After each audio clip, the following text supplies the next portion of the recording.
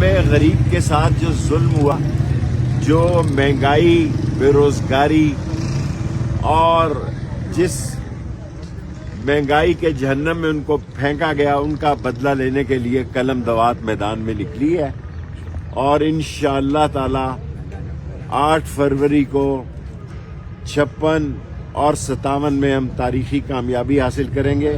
صرف ایک چیز کلیئر کرنا چاہتا ہوں کہ میں نے کبھی پریس کانفرنس نہیں کی، کسی کے خلاف غلط بات نہ کی ہے، نہ کروں گا۔ اپنا الیکشن اور راشد شفیق اپنا الیکشن لڑنے جا رہے ہیں اور وقت ثابت کرے گا۔ پہلے بھی ہمارے ساتھ ایسا ہوا لیکن ہم نے اف نہیں کی، اللہ پہ چھوڑ دیا۔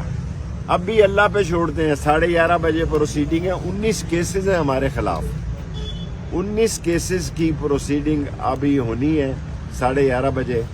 ہم نے اپنا کیس اللہ پہ چھوڑا ہوا ہے، قلم دوات سے انشاءاللہ 8 فروری کو 56 اور 57 اکثریت سے جیتیں گے، کیونکہ راول پنڈی کے لوگوں کو احساس ہے کہ خدمت کس کا نام ہے، خدمت کس نے کی ہے، سچائی کس کا نام ہے، اور ایک ایسا شخص جس نے چلہ بھی کاٹا، قربانی بھی دی، سب کچھ سہا، لیکن کوئی پریس کانفرنس نہیں کی، کسی کے خلاف کوئی بات نہیں کی۔ شیخ صاحب، پولیس کی بھاری نفری آئی ہے آپ کے آنے کے بعد؟ پولیس اگر گرفتار کرنا چاہتی ہے تو میں اور میرا بھتیجا راشد شفیق دونوں جو ہے جیل سے قلم دوات کے نشان پر الیکشن لڑیں گے۔